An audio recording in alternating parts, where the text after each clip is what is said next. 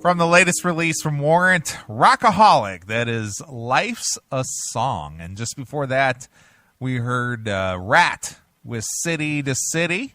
And Bobby Blotzer of Rat is now part of Jeff Tate's Queensryche. What do you think of that, Mr. Akin?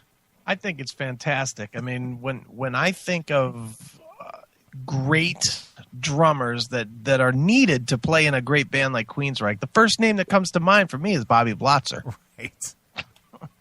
Did you ever hear the story of Bobby Blotzer for real? This is real life.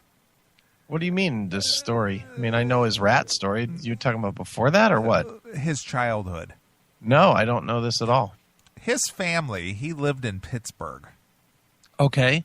And his family, I guess, I think his parents were divorced or something. Okay. And he and his sister lived with their father. Okay. And while he was away at school, during the day, yeah, they basically moved away while he was at school. And Jesus. And he came home to an empty house. Oh, and he was 15? It was something like that. So what ended up happening? Did he go into foster care? Well, he just basically lived on the streets. Holy shit. That's a true story. Wow. No wonder he's so fucked up. His family moved away while he was at school. You know what? If and when we talk to Bobby, we got to ask him about that, and we got to ask him if his family came back once he got famous. Seriously, wouldn't you want to know that? You would. Yes, you definitely would want to know that. I want to know that. I want to know if after his family came back. After he got famous, he says, we were just kidding, dude. We're back now, buddy. We were just kidding. Yeah. Well, nevertheless, he's in the lineup Jeff Tate has put together of what he's calling Queensryche, but I just don't see the... Yeah, I just don't see the connection between a Bobby Blotzer and a Queensryche. Other than they toured together maybe 20 years ago or something. Yeah, but regardless, Bobby Blotzer, I've met Bobby probably half a dozen times over the years, and he's obviously been here on the show. Sure. He did Beggars and Sinners or Sinners? Sinners and Saints or whatever that was called? Yeah, Saints and Sinners. Yeah. With Janie. Right. And, let's just put it this way. I'm just going to go by reputation only. Okay. He's a notorious prick. We've heard that from several people. I've heard that from numerous people. Yeah. He's just again, this is not from my personal experience because the times that have spoken with him or hung out on a few occasions, he's been okay to me. Right. But I guess he's just a notorious cock. I've heard that too. He's always been cordial to me. I mean, I've never sat in a room with him and chatted really. I mean, it's always been a, hey, how you doing? Nice to meet you type of a deal. But he's always been okay to me. But yeah, I've heard the same thing from many, many people about what a dick he is. Well, apparently, yeah, something's going on in the Rat camp, even though, we heard, well, at least that they're, working on a follow-up release to Infestation. Right, sure. But apparently, since this whole Jeff Tate thing has come down, okay, he's posted a few things on his personal Facebook that basically saying that Steven and Warren have been, quote-unquote, feeding the fans inaccurate information. Oh, boy. Or been lying to the fans about something. Nice. So I'm not really sure what's going on, but, well, before I get into this... All right. I need to play the official bumper because, people always complain when I don't play the bumper right. Okay. Where the hell is my bumper? I hate that. Where is it? Oh, there we go. Here we go. Got to play this. Shit. Should have been more prepared. It's one of my things. I'm just not prepared. Hey, it's been 5 minutes, and it's time now for Neeley to talk Dokken on the Classic Metal Show. Well, apparently, during the M3 festival, okay, Rat played the M3. Okay.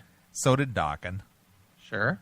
Rat invited Juan Crucier back to the band. Right. I remember reading about that, to play like a tune or two or something. Well, no, he played the whole show. Oh, did he? Okay. Yeah. Cool. They want him back in the band. Okay, so what does that mean for Robbie Crane? Is he out? Well, Robbie quit.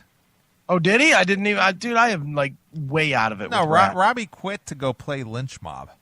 Okay. And they needed a bassist, and apparently we had Steven on the show back when, prior to Infestation. Sure. And he was saying that there were still quote unquote legal things to be worked out, et cetera, et cetera. Right. Well, I guess Warren and Steven both want Juan Crucier in the band. Okay, as it should be. Okay. Bobby Blotzer does not want him in there. Why?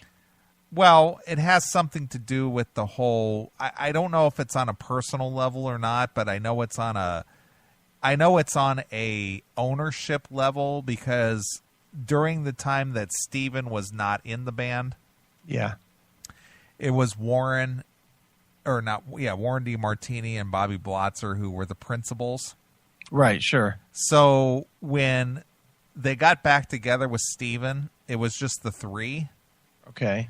And Juan basically had some stipulations about the band. He wanted to be in the band, but he wanted something that if one of the members were to quit or get fired or something, that the band would disband forever. Okay. And they didn't want to go with that. Right. But for whatever reason, Steven and Warren both want Juan back in the band. Okay. Well, with bringing Juan into the band, he comes in as a partner. Right, sure. And Bobby doesn't want to share that partnership with him. Okay, because he doesn't want to give up back catalog for money. whatever it is. Right. So apparently during the M3 festival, yeah, they brought Juan into the show. Okay. Well, again, this is all hearsay. This is not fact. This is hearsay. Well, apparently... Okay. So what did Don say? Apparently, there were discussions with lawyers prior to the show about whether this guy should be able to come on stage with them. Are you kidding me? That's hearsay. Jeez, oh man. Come on.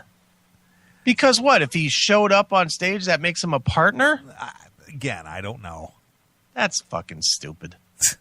So anyway, if you look at Bobby Blotzer's Facebook, he's got some posts over there that basically he called or basically threw Steven and Warren DeMartini under the bus, saying that, whatever's going on in the rat camp, ask Warren or Steven, because they've been lying all this time.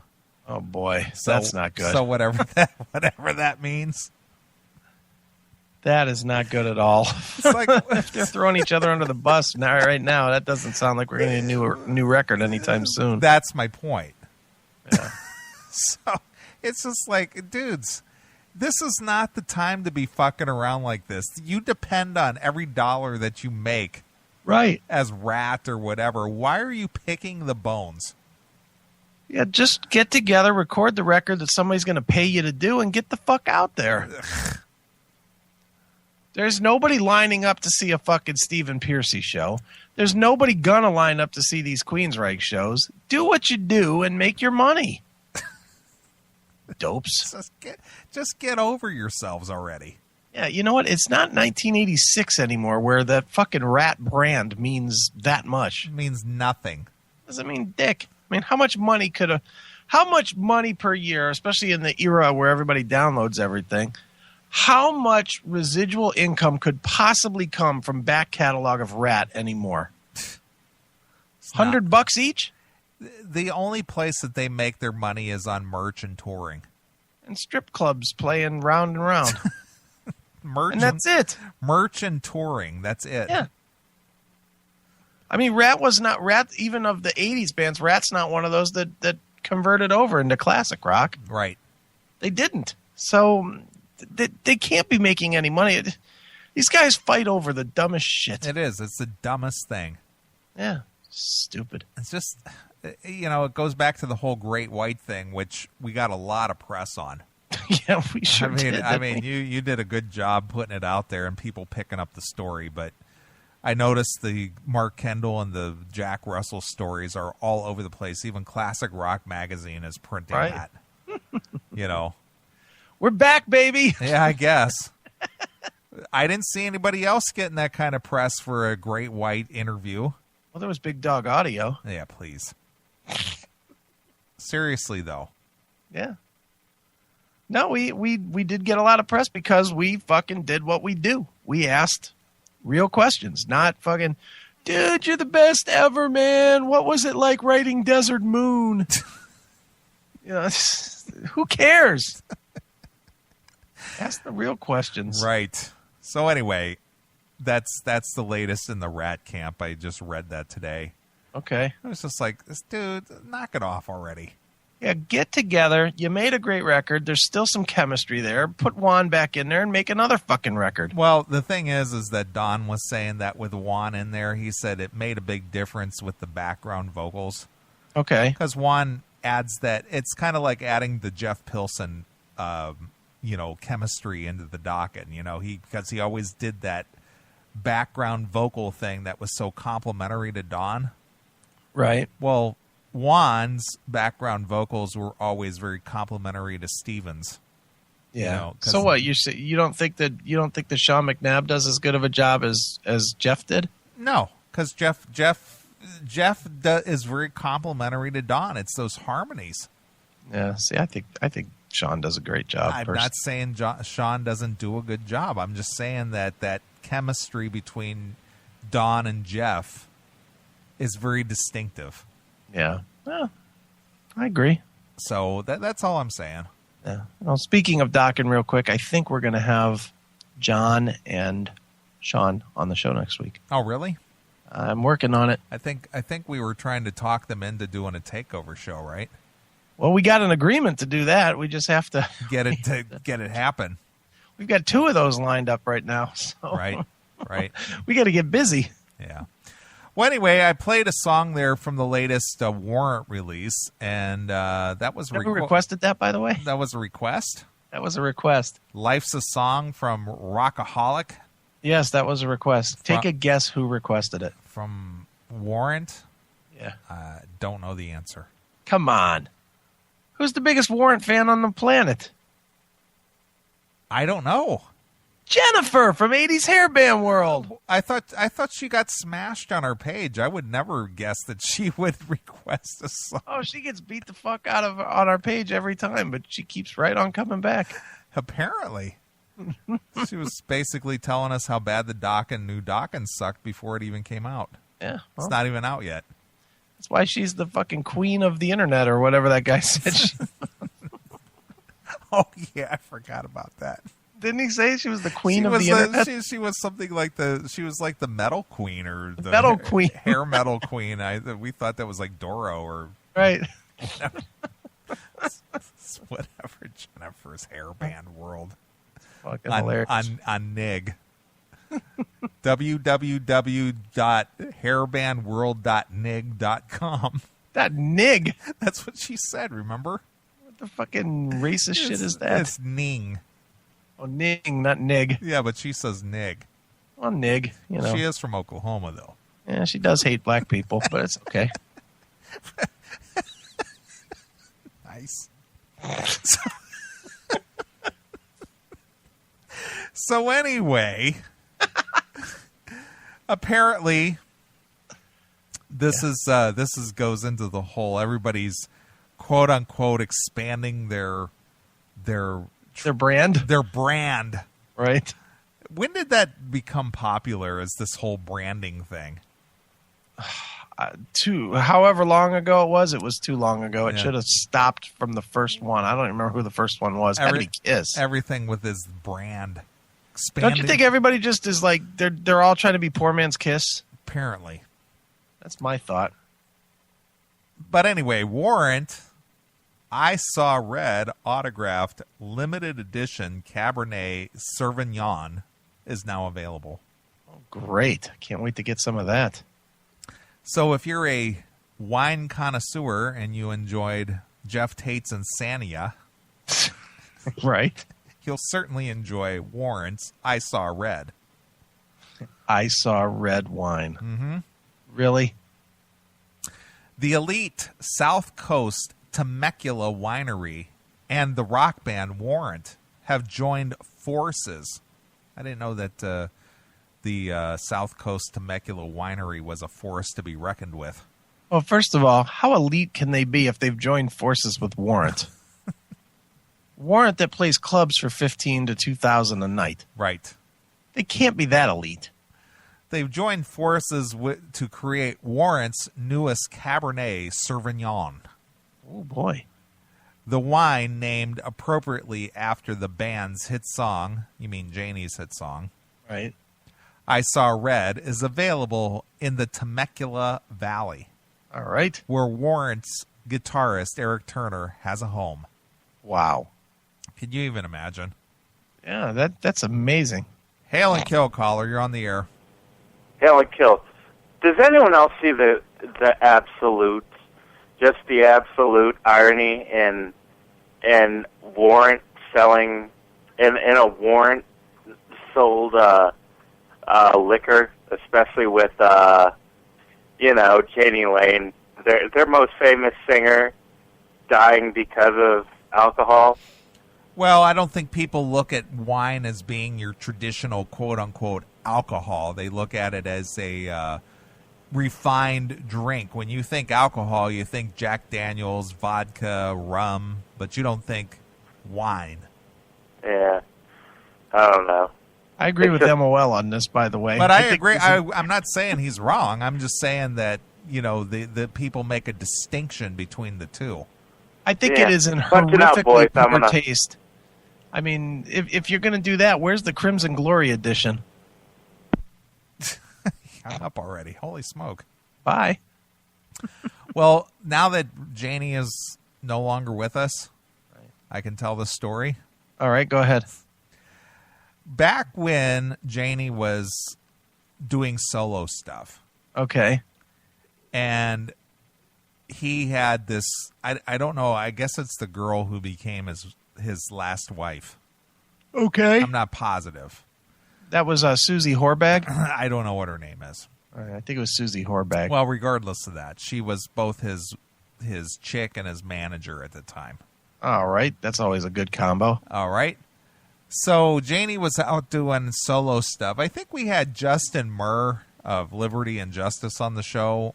Right. And we were talking to him, and he said that he brought Janie into Illinois to do some songs with Liberty and Justice, and then Janie wouldn't it took him like all day long just to get him prepped to come in and sing. Right. Because Sure. he was like on the elevator, riding the elevator up and down, and to just do kind of weird shit. Right.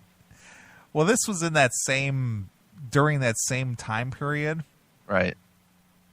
Well, over here in these small Indiana towns, they have these JC fests Okay. where they basically set up a fest in a parking lot for like 2 or 3 days. Okay. And they have like a beer garden, and they make this makeshift stage out of 2 flatbed tractor trailers pulled together, Sure. and they put an awning over the top and Right. put a lighting and a sound rig out there, and they have like 2 or 3 nights worth of music. Okay. Well, Janie was the one of the performers on one of the nights for the JC Fest in Hobart, Indiana. Okay. And he was brought in, and the plan for the show was that he was supposed to come in, do the show, and then for the quote-unquote the members of the jani-lane fan club, Yeah. we're supposed to do a meet and greet after the show. Okay. Makes sense. So his manager / girlfriend at the time basically came there early and went around and talked to everybody who was working the show, be it the sound crew and the lighting crew and whoever. No matter what Janie asks for, absolutely do not bring him any booze of any kind. Right, sure. Because whatever, even if he asks for it, don't bring it to him. Right. So this particular JC Fest was set up in the parking lot of a grocery store. Okay, it's in a strip mall. Okay, And- so they're setting up like you got the mall in the front, and in the back you got a stage or something like next to the street? No, it was in the parking lot. Okay. It's a strip mall parking lot. All right, I get it. It's a shopping center. Sure. And they cordoned off a good portion of the parking lot for this festival. Okay. So apparently when Janie showed up prior to his gig. his showtime, Right. he of course was looking for some booze. Of course. Nobody would bring it to him because his manager girlfriend, warned everybody off not to give Janie anything. Right. Okay. So rather than deal with it, Janie more or less walked out the back of the stage area, went to the grocery store, bought one of those, what do you call the Magnum? Okay. A Magnum of wine? It's like two regular wine bottles in one. Right. It's a okay. Magnum, I guess. Yeah. Bought that, Okay. took a ballpoint pen and basically beat the cork into the bottle because he didn't have a wine opener. And basically downed the whole Magnum prior to his show. Oh my God. He did the show, It was horrible. and by the time he was off stage, he could not do a meet and greet. So they basically loaded him into the shuttle bus or the van Right. and took him back to the hotel. Hilarious. Janie. I miss that guy, dude. That guy had so much talent, and he sure did piss it away. Right. So that was a true story because I attended the show. I was there, Nice. and it wasn't good. You know who we need to have on one of these days to tell Janie stories is Billy. Oh, yeah. Billy him and I have talked at length about writing a book about his time in Warrant, Yes. and we are going to do it at some point, but my God, does he have some stories. Oh, I'm sure he does. And they are freaking hilarious. Dude, have I ever told the story of when the first time I met Janie at the Revolution? Oh, you told me about how he basically pulled a what's the guy's name? The actor. It's Scarface. Yeah, Scarface. Al Pacino. Yeah, pulled a Scarface on you. Oh, dude, I'll tell it real quick because it's not that long. So I met Janie for the first time they were playing at the Revolution, Billy's club, and our friend Billy was in the band, was the guitar player for Warrant. So I showed up early, and Billy asked me if I wanted to come out and meet Janie. And I said, sure, that'd be cool. So he takes me out to the bus, and, for people that haven't been on the tour buses before, you kind of walk down it's almost like a hallway in the bus. It's an aisleway between the bunks. Yeah, and there's like a little kitchen, and then there's bunks on the other side so that people can do their shit. They can sleep or, whatever. And then there's a back door in the back that leads to a little room. It's a lounge. It's like a lounge. It's like the VIP room. It's usually where the band guys bang their chicks. Right. So anyway, so Billy's like, come on, we'll just walk in the back. We'll say hi to Janie. We walk in the back. We open the door. Janie is face fucking down in a big ass bag of Coke. I mean, face down, passed the fuck out like asleep. Face down in the gutter. Man, but he was just down. Like, just every breath he's taking, he's inhaling Coke. Right. And so Billy freaks out. He's like, holy fuck, he's dead. Yeah. And I was like, oh my God, I don't want to be on this bus. Yeah. So Billy goes and he starts smacking Janie, trying to wake Janie up. And Janie wakes up and he pops up, and his face just looks like he got powdered with fucking, like flour or whatever. Like it's Coke all over just his like face. Scarface. but he's so fucked up that he doesn't even remember, or he doesn't realize it. He's like, "Hey man, how you doing?" Yeah. Yeah. He's trying to shake my hand and shit. Meanwhile, his face, he looks like a fucking mime. Right. It was totally nuts. I was like, "Hey dude, how are you?" And then sure enough, an hour later, Janie's up there on the stage fucking killing it. And he sounded good that night, I will say. In his defense, he found a way to put it together, even coked out of his mind, to fucking play a gig. He was good. Shields and Yarnell does Warrant. What a bad reference. Shields and Yarnell. Who do you fucking think listens to this show? 70-year-olds? Jesus, dude. You know who I was talking about. Well, I did, but I love everything, man. I'm a pop culture whore. I know everything. Yeah, I'm the Dennis Miller of heavy metal. That's right. Anyway, getting back to the story. Yeah. The wine, named appropriately after the band's hit song, I Saw Red, is available in the Temecula Valley, where the Warrant guitarist Erik-Turner has a home. Wow. As well as online to out-of-state wine lovers or collectors. Collectors? Collectors. Yeah. Official description, just like the band that inspired this wine. How did the band inspire a wine? Because they had a song with the word red in it, and they saw the way to play into red and wine.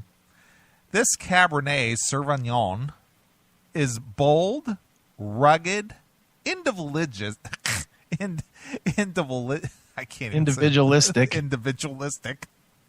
expialidocious, with dark and complex characteristics. Brother, stop it. Warrant, I Saw Red, Cabernet Sauvignon, goes beyond the general descriptions, and it delivers even more. Yes, it sure does. Rich, concentrated character that is layered with ripe black cherry, cassis, and blueberry jam fruit aromas. Well, you spread this on your toast? Ugh. Blueberry wine? Are underscored with the modest herbal scents and warm, smoky oak tones. This sounds disgusting. Yeah, it doesn't sound very good, does it? No, blueberry and smoky oak? Who wants to taste anything that tastes like smoke? It's basically burnt toast with jam. Yuck. Full-bodied and velvety upon the first taste. Good.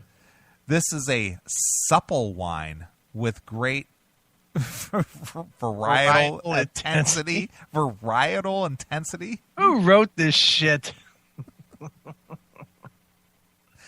It's more like viral intensity. Yeah, no shit. This sounds disgusting. Each bottle is hand-signed.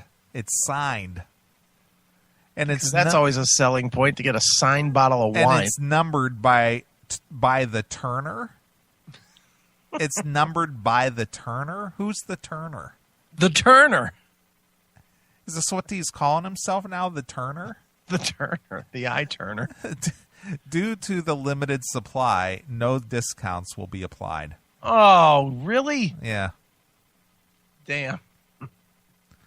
Well, I would like to direct everybody over to our Facebook page, facebook.com/thecms, so you can see this fine bottle of wine. So why don't you give us Mikey's dad's comment on that? Well, people have to see the bottle. See the label. See the label. The label, it is amazing that they're talking about how this is a highbrow bottle of wine, right? Right. This label looks like it was done on Photoshop in 1995. This shit looks fucking generic and cheap with a horrible Warrant logo on it and a skull with roses in its eyes. It's sort of like a Grateful Dead looking thing. Yeah.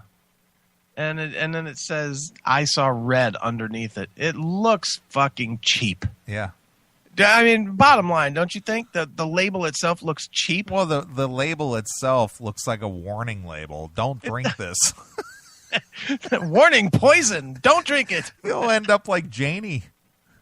Don't drink this. You'll end up like Janie. And of course, Mikey's dad hit us with the comment when I put this on the Facebook of, did Janie pose for the label? Yeah. Look at that. That label is terrible. It Dude, is. That would be a bad album cover. That's poor, man. I was reading some of the comments here. Yeah. Isn't this what killed Janie? Yes, it is. I like this other one. What's Fuck this, dude. What's with all these jerk-off cock stars putting out wine products? Wine is not the hard rock metal. It's not for the hard rock metal community. Hey, Jeff Tate, blow me, you douchebag. Beer, hot sauce, and porno movies. Right. Janie dies from alcoholism and you exploit his music for your wine ventures? Yeah, no shit. Go fuck yourself. Then again, you're living off the music he wrote. Fucking degenerate sponges. Wow. But dude, you got to admit, and MOL made the point, and he's absolutely right on it. How does a band like Warrant go start selling fucking alcohol products when their singer just died of alcohol poisoning? Well, it's all about the buck, man. Yeah, but the buck my ass. Make a fucking hot sauce or something. Hot sauce. Yeah. You know, I mean, seriously, dude, that is in such poor taste. And I get it. Erik-Turner did not have an alcohol problem, and you know, the rest of the guys didn't have the alcohol problems that Janie did. And Janie wasn't in the band when he died. I get all of that, but it really doesn't matter. When people say jani-lane, they don't say jani-lane died of fucking alcohol poisoning. They said the guy from Warrant died from alcohol. Right. So for Warrant wine, that is so in poor taste, man. I mean, what's next? Fucking Erik-Turner caskets? Right.